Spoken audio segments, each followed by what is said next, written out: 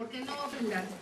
Al fin, después de siglos de violencia sufrida y de creer que el sujeto masculino era por naturaleza violento, los estudios que se han hecho desde distintas áreas de las ciencias sociales han concluido que esto no es así.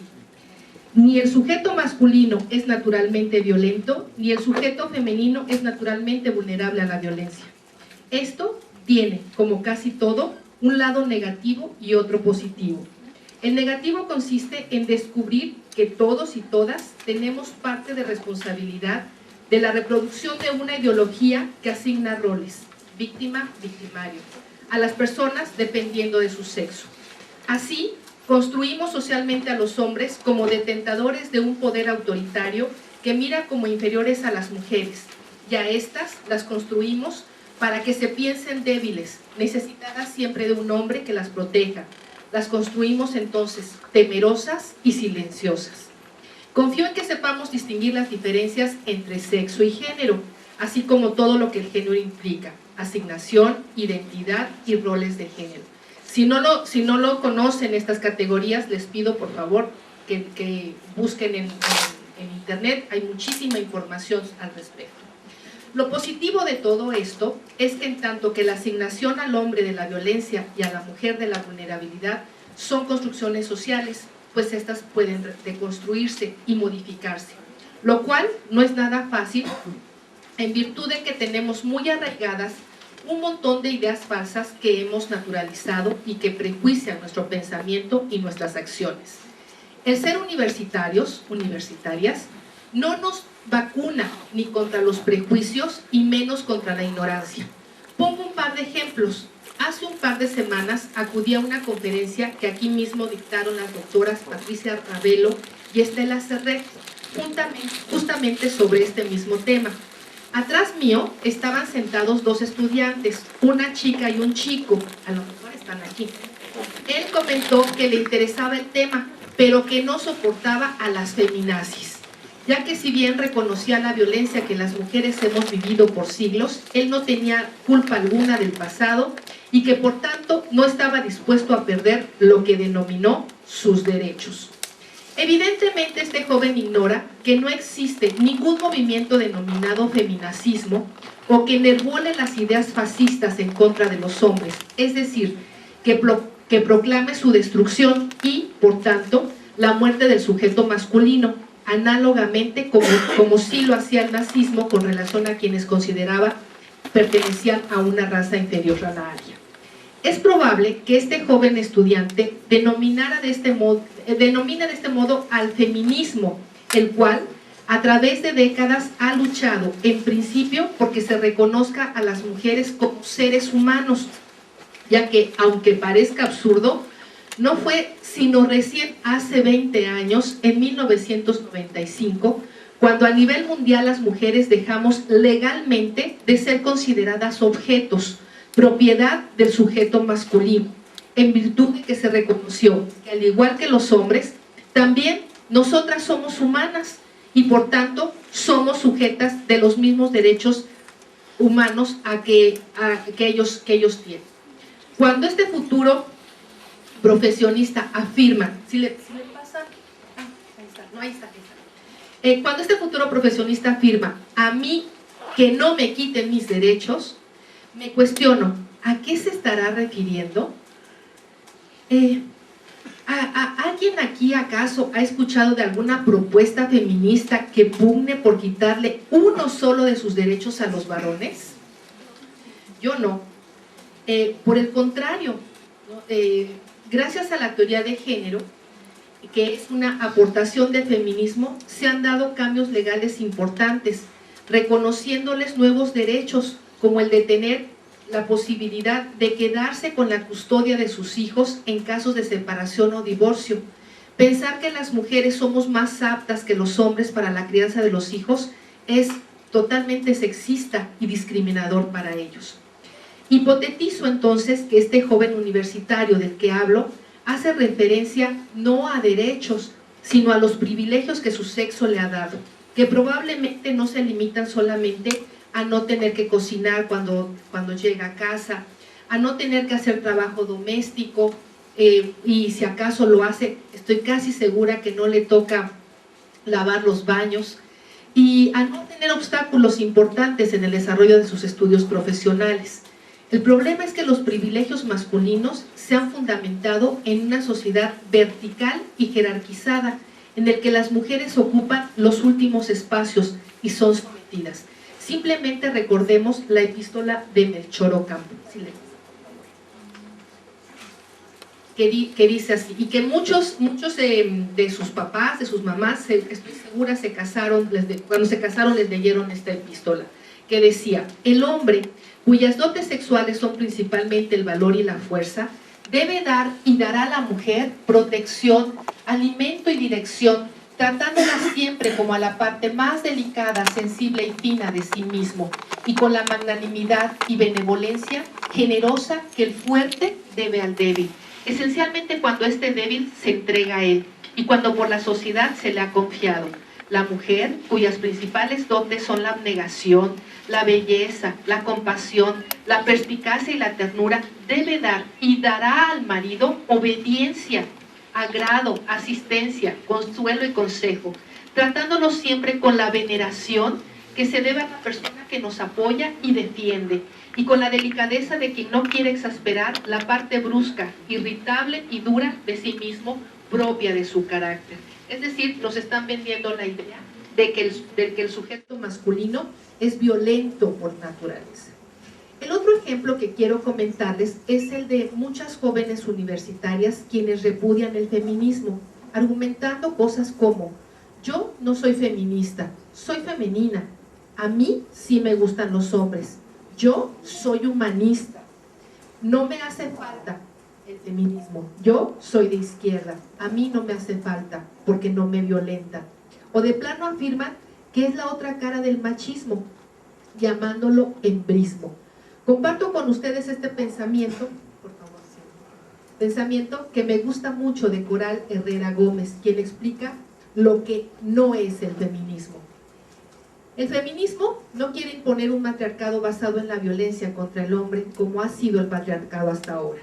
No desea dejarlos sin voto, ni violarlos en las guerras, ni mutilar sus genitales en pro de una tradición cultural, ni confinarlos en el ámbito doméstico, ni quiere matarlos por adulterio. El feminismo no pretende que los hombres sean propiedad de sus madres y luego de sus mujeres, ni desea que los hombres cobren salarios más reducidos, ni tampoco querría desterrarlos de las cúpulas de poder mediático, empresarial y político. No quiere traficar con cuerpos masculinos para el disfrute de los femeninos, ni desea que los niños varones estén desnutridos o abandonados en orfanatos, ni, por supuesto, promovería su marginación social o económica. Tampoco vetaría que los niños varones pudiesen ir a la escuela, ni les prohibirían el acceso a la sanidad y la universidad. Comprendan que eso es una locura que no promueve el feminismo. Si invertimos, ¿no? Si pensamos y reflexionamos, nos damos cuenta que la cultura patriarcal, que lo que conocemos como patriarcado, este dominio masculino sobre las mujeres, sí ha promovido todo esto. Es importante entonces entender que la lucha de los feminismos va orientada principalmente a terminar con esa cultura patriarcal que ha sometido a las mujeres al punto inclusive de privarlas de la vida. Con todo esto quiero decir que, desafortunadamente, entre los privilegios que se ha asignado el sujeto masculino está el de matar a quienes consideran sus mujeres. Si alguien lo duda, basta revisar los códigos penales. Si le pasan, por favor. Los códigos penales, los cuales por décadas establecieron como atenuante de la pena el que una persona sorprendiera a su cónyuge en el acto carnal o próximo a su consumación. Claro, siempre que esto fuera en el domicilio conyugal, siendo el caso que difícilmente una buena mujer vigilara a su esposo y lo sorprendiera en el hotel con su amante, y sí, en cambio, las posibilidades de que fuera la señora a quien se le sorprendiera en un acto adulterino en su domicilio, pues era mucho más frecuente. Cuando hago referencia a sus mujeres, no me refiero únicamente a aquellas a quienes les une alguna relación afectiva o de parentesco, sino todas aquellas que están en el espacio en el que por cuestiones de género consideran suyo el espacio público. Basta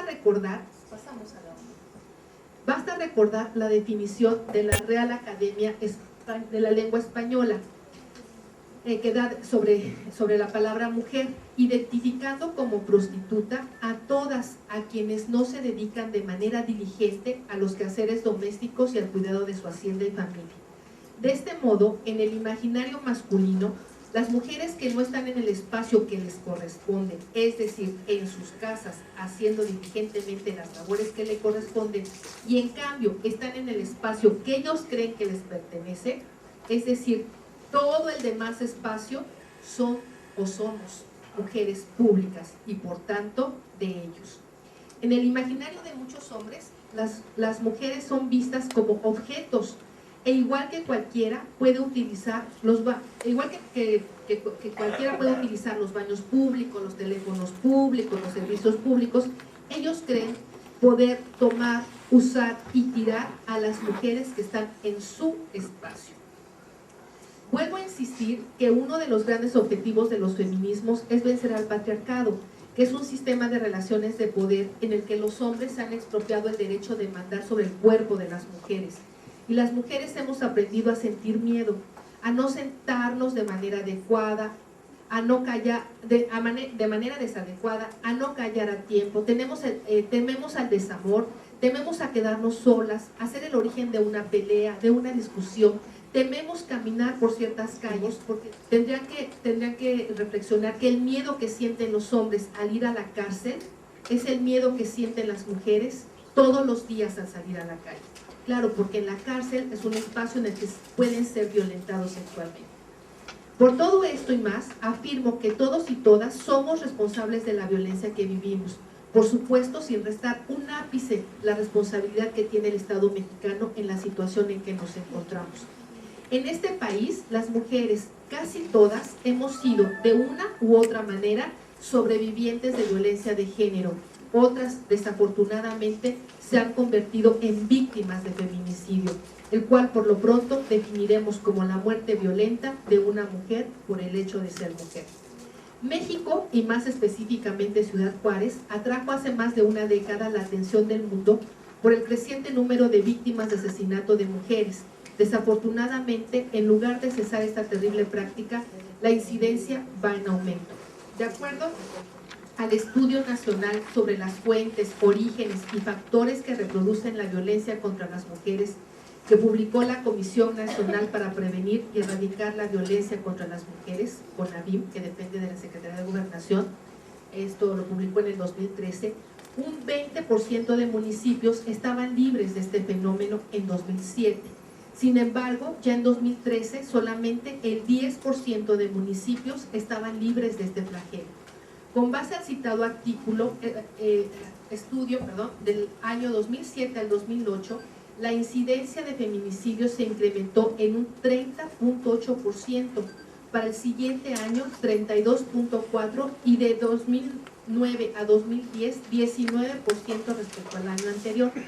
La razón del vertiginoso aumento del feminicidio puede explicarse en razón de la declarada guerra por Felipe Calderón al narcotráfico. No hay duda, pasamos a la siguiente, ahí, ya nos pasamos. No hay duda, como lo ha declarado Naciones Unidas, que la violencia en contra de las mujeres y niñas se incrementa en el seno de conflictos armados internos o externos, al considerar el cuerpo de las mujeres como parte del patrimonio masculino. Esa nota informativa, ¿no?, que decía se roban a las mujeres como si fueran las mujeres objetos. Bueno, pero ¿qué es el feminicidio? A pesar del número de víctimas de feminicidio, pasamos a la otra.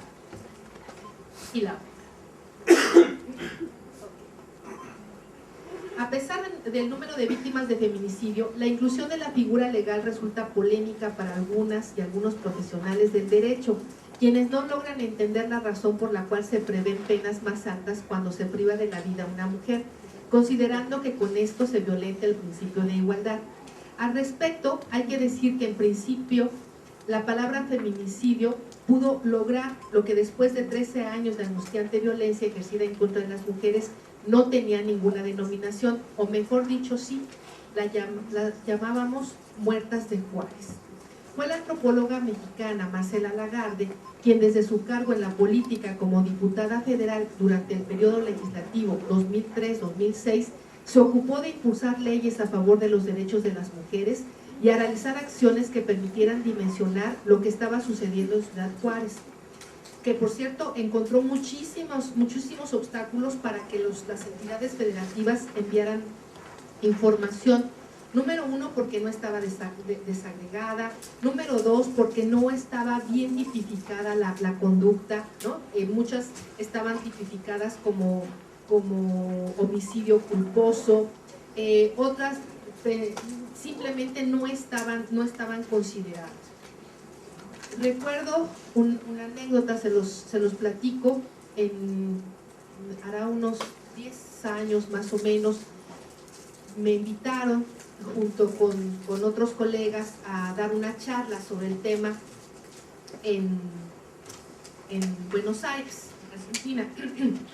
Estaba invitada la entonces procuradora de la entidad, ella no pudo acudir y mandó a su esposo, que en ese momento, ¿a quién era su esposo? Que en ese momento era Juan.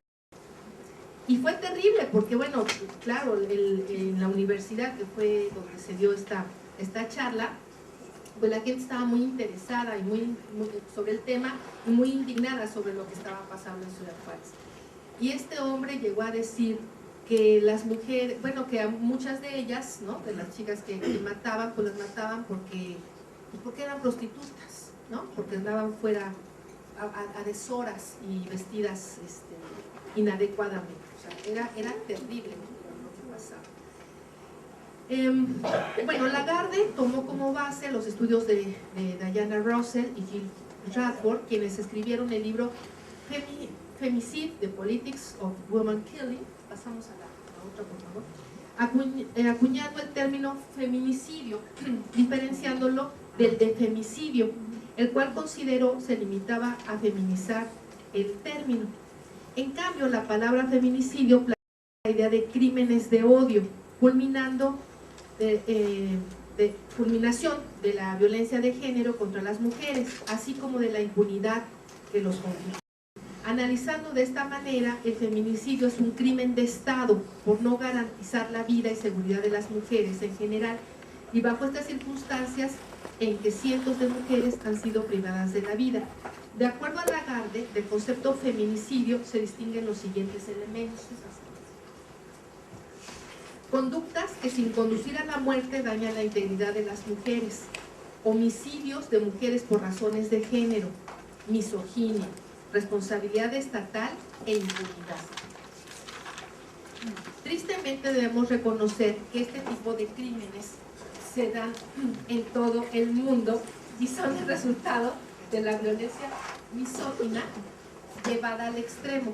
Debemos estar conscientes que el homicidio de mujeres por razones de género, que hoy identificamos como feminicidio, es solo la punta del iceberg de diversas manifestaciones de odio y violencia en contra de niñas y mujeres cuya densidad, volumen y profundidad esconde un incontable número de agresiones a las que las mujeres son sometidas cotidianamente por parte de parientes, cónyuges, amigos, colegas, compañeros, jefes, autoridades y desconocidos. Y con esto no pretendo victimizar a las mujeres, todo lo contrario. Lo que quiero es que reconozcamos su enorme poder de sobrevivencia en un ambiente que las ignora, las nulifica, las invisibiliza, las infantiliza o de plano las rechaza, las repudia, las objetiviza e inclusive las mata. En culturas como la nuestra, el repudio a lo femenino parece casi natural. Basta recordar algunas frases reactivas frente a la conducta de un niño varón que demuestra un poco de ternura, que llore, que no corra lo suficiente para alcanzar a sus pares, que desee jugar con juguetes tradicionalmente dirigidos a las niñas o que tenga miedo. Le decimos, ¿qué? ¿Eres niña? Esas son cosas de viejas. Los niños no lloran, pareces mariquita, no te rajes.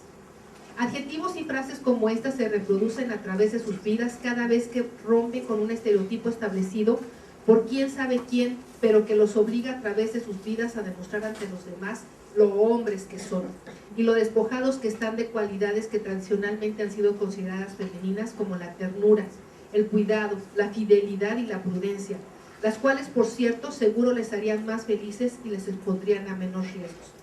Por otra parte, es importante aquí analizar el tipo penal de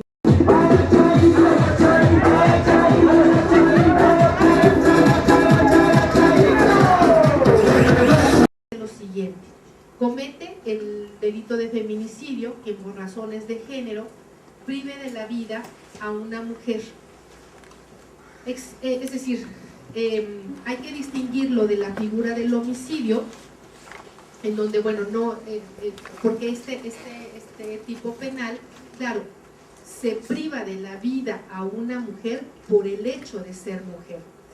Y en tanto que la normatividad es estipulativa, bueno, pues esa misma norma establece qué es lo que se entiende de matar por ser mujer, ¿no? Entonces, por cuestiones de género. Si existen razones de género, cuando se presente cualquiera de los siguientes supuestos: 1, que la víctima presente signos de violencia sexual de cualquier tipo.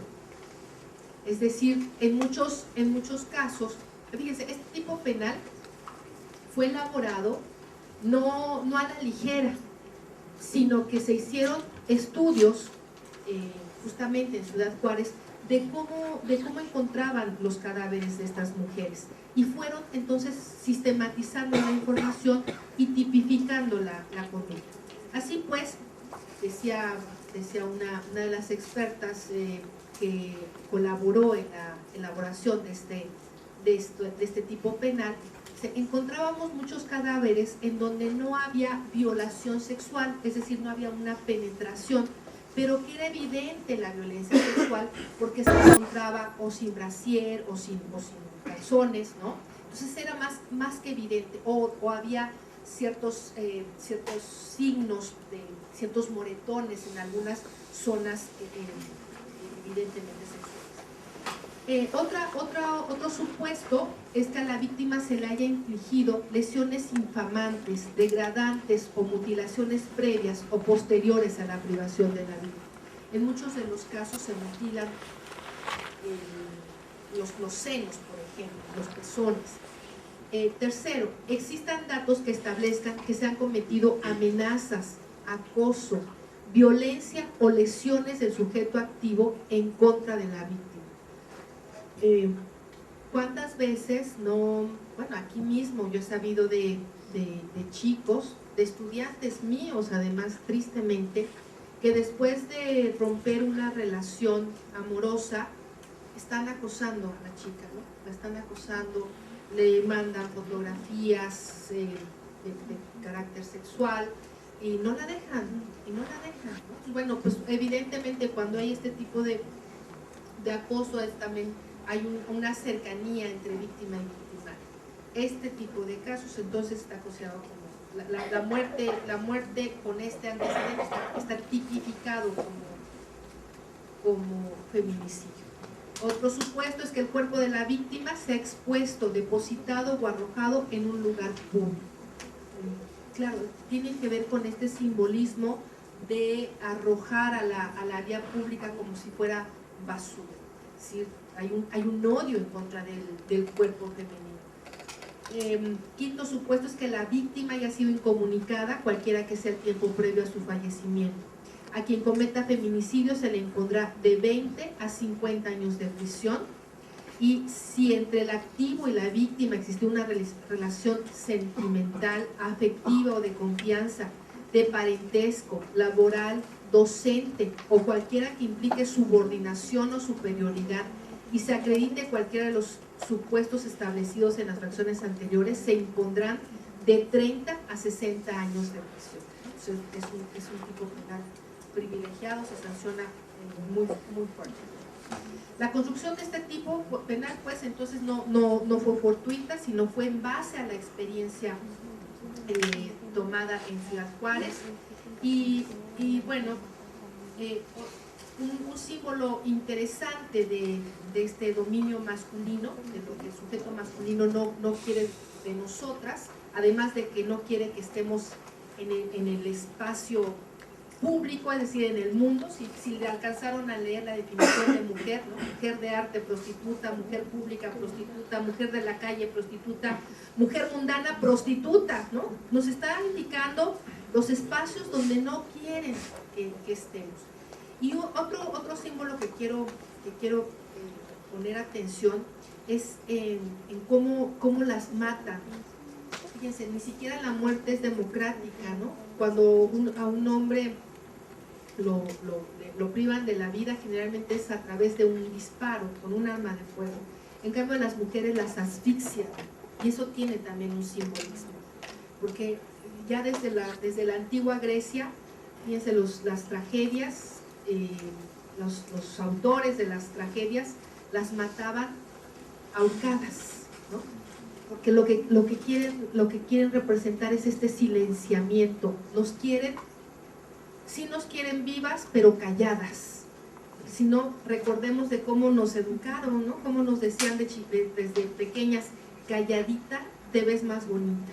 No quieren que hablemos, porque si hablamos vamos a denunciar toda esta violencia. Tristemente, pues, Ciudad Juárez resulta paradigmático no solo porque en 1993 ha sido marcado como el año en que inició la violencia en su máxima expresión en contra de las mujeres. Alma, de 13 años de edad, fue golpeada, violada, anal y vaginalmente, y finalmente estrangulada por sus victimarios. Quienes hayan ido a la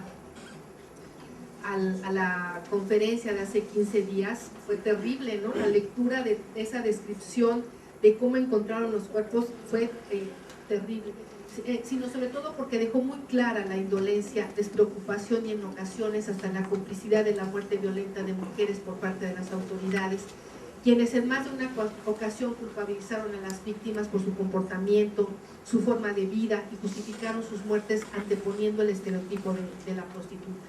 Desafortunadamente, hasta la fecha, las madres y familiares de las víctimas se han tenido que enfrentar a la violencia institucional generada por las autoridades federales y locales, quienes no solamente se niegan a recibirlas, escucharlas y atenderlas, sino que inclusive son hostigadas.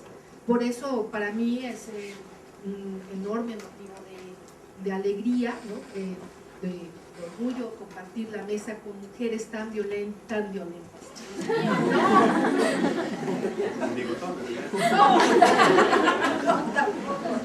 Tan fuertes, ¿no? Tan fuertes, tan luchadoras, tan valerosas, que no se han dejado silenciar.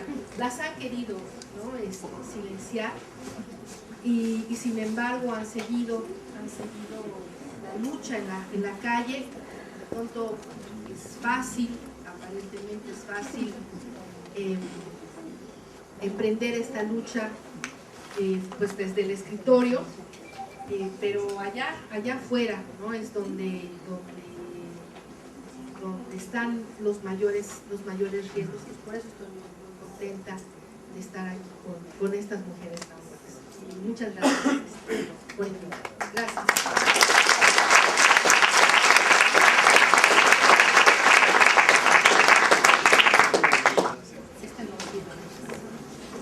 Digo que agradezco enormemente a la doctora Santillán que nos haya organizado la información de tal manera que podamos tener, al menos yo tuve 3 mensajes específicos del sentir de la doctora Santillán y que expreso preguntas.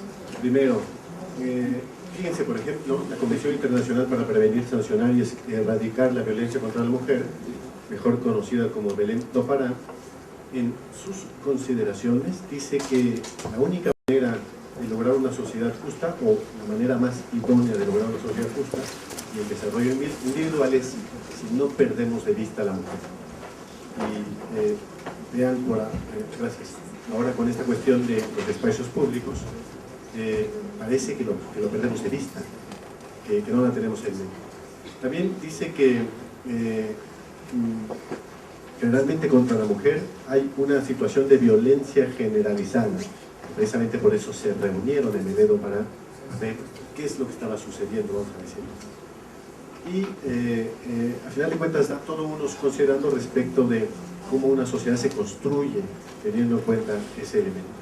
Eso por un lado. Segundo, precisamente aquí está el punto central de ver cómo, para el caso del Código Penal Federal, el artículo 325, también recupera la idea de razones de género, compuestas más o menos por estas fracciones que les comentaba la doctora Santillán. El punto es que, para la tercera parte que me llama la atención, cómo reacciona la sociedad ante esto, no solo con convenciones internacionales o tipificaciones, incluso está presente la idea de lo que se llama alerta de género, que entre otras cosas pone reglas básicas por las cuales sobre todo las autoridades, incluyendo también las mismas mujeres que pueden ser agredidas, pudiesen tener en mente para reaccionar a una situación o actual situación de violencia generalizada.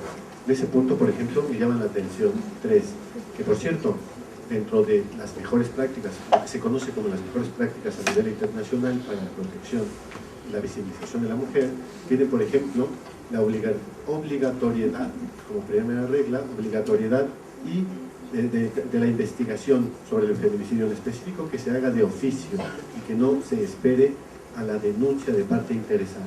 Nada más ahí, por ejemplo, ustedes estudiantes de Derecho, me llama la atención cómo idear dentro de estas alertas de género un pequeño procedimiento que inmediatamente después de que haya la alerta de violencia contra una mujer, de oficio se procede a ello. Vean esta siguiente regla. Dice que además la atención se debe hacer excluyendo estereotipos, prejuicios y estereotipos de género para llevar el desarrollo de la investigación. Y además que se cuide respecto a la dignidad de las víctimas. En específico aquí me llama la atención cómo les voy a preguntar y qué les voy a preguntar, de tal manera que su intimidad no quede, digamos, a la vista constantemente sobre ese hecho. En tu caso me llama la atención que nuestro lenguaje esté que tengamos que recurrir a una alerta de violencia de género, precisamente porque vemos enormes datos en donde las chicas han sido pues, prácticamente matadas, se podría decir, en este punto, al cual nos ha bien comentado la maestra, la doctora Santillán. Y sí, efectivamente, ambos tenemos la fortuna de, como dije, traer la realidad a la universidad.